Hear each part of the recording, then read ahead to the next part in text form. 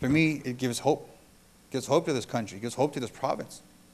You know, your province may live a little longer. I come from a place where this is happening. It's like it's ground zero. You know, the effects we're feeling is phenomenal. You know, first they're cutting the trees. After they cut the trees, they're taking off the topsoil, where all the plants grow, where our oxygen comes from. After topsoil, they remove the overburden. Then they get to the tar sands. Then from the tar sands to extract it, they take the water. And now when the water comes out, they extract it out of the lake, out of the river, and they process it, and only a small percentage actually goes back. And they're telling us that it's okay. And then they've been telling us for years that nothing's wrong, that everything they've been doing, they're on the ball, they got the best technology in the world, and that they're not doing anything. You know, and I'd like to have them say that to my auntie's face, who's dying right now. And they know it's from the water. The elders know it's from the water. One of the first signs is the animals. You know, Native people traditionally have used the animals and survived from following the example of the animals. And right now, one of the animals is the muskrat, which is a water animal. He lives in the water. His whole life is in the water. And there's no muskrats around anymore. There may be one odd one here and there, but no, they're not there anymore. They used to find the muskrats with bleeding noses, pusses, and sores. And I guess eventually the muskrat said, well, I don't want to live here anymore. I'm just going to go. So they left. I mean, the muskrat aren't extinct. They just left. They left far away from where that river flows. The river flows right by Fort Chip. Fort Chip gets its drinking water from that lake. And then they do the processing of testing the water and saying that there's no bacteria, and then that's all they test for. It was E. coli and stuff like that. But they don't test for cancers. They don't test for these things.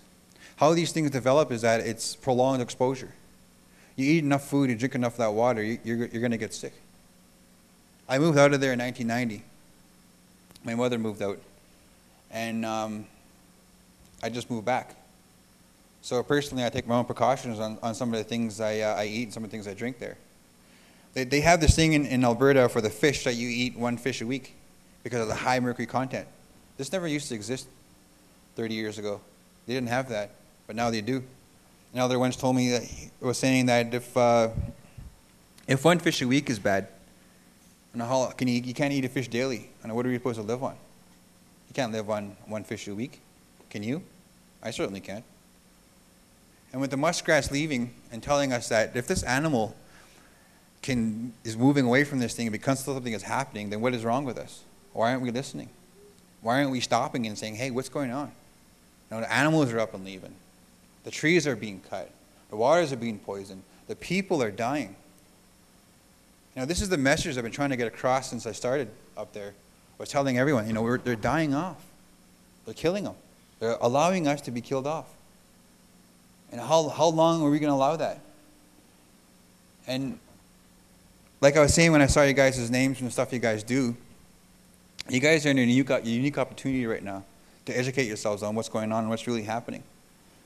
And let what's happening in Fort Chip be an example that you don't want it to happen here. That in northern communities are going to suffer. And tar sands is being developed right now in your province. They've started. Oil Sands Quest. We stopped them from coming into Alberta because they didn't do proper consultation with us. They were building a road into Alberta, and how we found it was by chance. There was a company that was out there, and this guy was doing some clear cutting, and he happened to see this company and asked him what they were doing. He says, "Oh, we're moving into Alberta. We just got a lease from the government to go mine oil sands." And the guy goes, "Oh, okay." So he told somebody. And then somebody got back to us, our First Nations, and said, well, do you guys have an agreement with this company? We have, no, we don't. So they stopped them in their tracks, and they said they can't do it anymore. So they pulled out. They came back to the community and consult with us. And they come and consult with us and try to tell us that everything is okay, that we're doing minimal damage. You know, we cut down one tree, we're going to plant 10. You know, in 15, 20 years after we cap the mine of some sorts, which is, you know, when you look at the rest of the mines out there that's happening, you know it's lies. But they're saying we got the facts, and we're regulated by the Alberta government, so it's okay. We're coming in, we're going to do it because we're regulated. So it's not us doing it. One small company is saying, that's not us doing it, it's that company over there that did it, been here for the last 30 years. They're the one damaging you guys. We're regulated right now, we're not going to do it. And the elders don't believe them anymore. 10 years ago, industry used to come to the community and have meetings, and then it would be formal, and it would be nice. Like, some of the people that were there when they seen them, all they saw was money. And all they saw was contracts. So maybe I'll get a job out of this. Maybe I'll get training.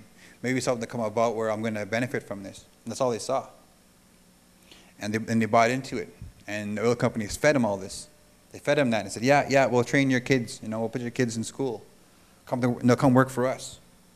In 10 years, they'll be driving a nice truck and this and that.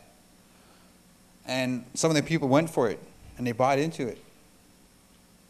And now some of those same people are burying their family because of this. So now their mind's changed. So when the companies come there, they're very careful with what they say and do when they come up there, because there was a big shouting match that they had with them, and they were swearing at them. And then actually when they came there, I know those people felt a little threatened. And they had a lady from Suncor saying, oh, our tailings ponds was leaking, and I feel for your guys. And she's sitting there, and she's crying in front of everybody. And nobody bought it. And nobody's like, you're full of it. We don't believe what you're saying. You come and telling us to our face that nothing's happening, that everything's okay, and I feel for you guys. But yet, as she's speaking that, saying that, Suncor is running.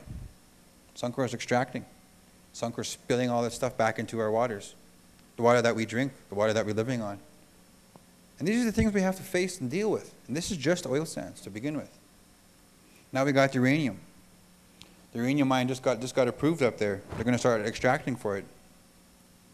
And the extraction of that uranium goes, well, you know what uranium is built for? It's used for weapons. And it's used to actually power some of those reactors. The reactors that you want to build. Alberta doesn't have an actual reactor, but we do have hydrogen reactors. There's 3 of them right now up there. 3 hydrogen reactors. And when they asked us that before, I didn't really know what it was. But it was a source of power, they said, for this extraction. If one of those reactors were to accidentally go off, it would set off the rest of them. It would be a chain reaction. It would be 3 nuclear blasts, just a small little area. And imagine what would happen after that to the area. The actual explosion would be an implosion, which is even worse. Now, it was a guy from actual Suncor that had told me this. And it was his people that were saying, yeah, if actually something happened there, it would be pretty bad. It would level the whole area. It would level Fort McMurray. Fort Chip would even feel it. And that's just one of the things. One of the things that we're facing now. So, as well, we're standing where I'm from, Fort Chip. Fort Chip is uniquely located on the edge of the shield, the edge of the Canadian shield. And this is where I'm at. I'm standing on the edge, and I can see the tar sands coming. Right from Fort Chip, but as soon as you leave town and you fly in the air, you start seeing the lights. You can see the lights of the oil sands extractions. You can see the plants starting to come up.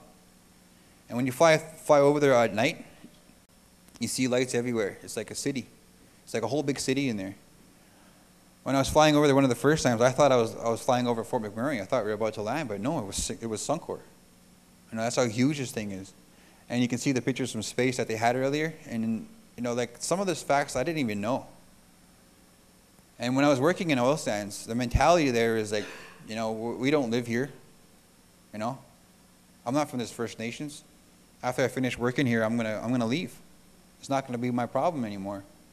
It's not gonna be our problem because I got a job here. I'm gonna work for the next 15 years, make a few $100,000, and I'm gonna go. And then whatever happens here is your guys' problem.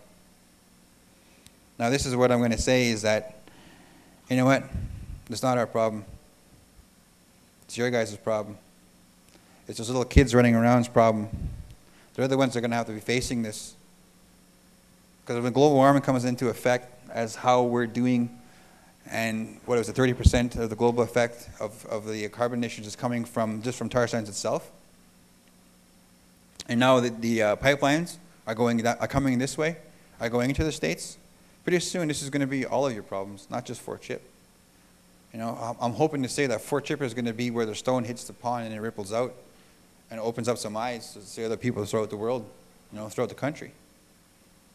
Because like I said, you guys right now are in a unique position. They haven't started here. You know, you guys should, like the lady was saying, mobilize, go out, educate yourselves of what's happening there. Learn from what's happening with us here.